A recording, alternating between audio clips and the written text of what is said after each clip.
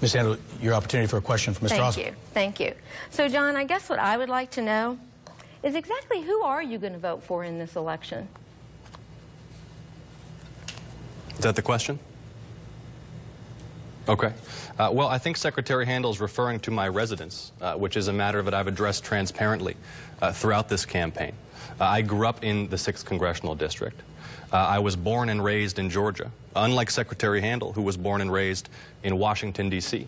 I live across from Emory University to support my fiancée while she finishes medical school. I'm proud to be supporting her career, even if I take a little bit of political heat for it. Secretary Handel, born and raised in Washington, D.C., seems to have spent much of her career determined to return. And it's typical of a career politician, I think, to focus on something like this, rather than the matters of concern to the people of a 6th district. How are we going to attract more jobs and investment to this community?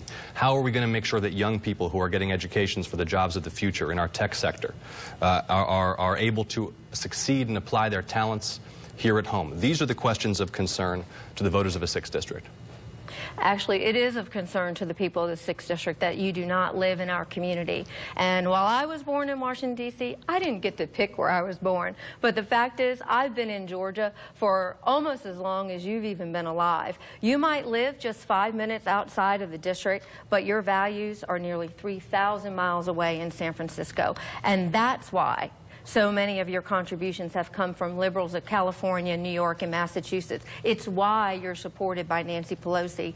And folks, it matters. It's no wonder that my opponent didn't want to do the Atlanta Press Club debate. It was going to be aired on CNN, where all folks from around the country, all of his liberal supporters were going to see it, and the fake John Ossoff was going to collide with the real John Ossoff, who is a Nancy Pelosi backed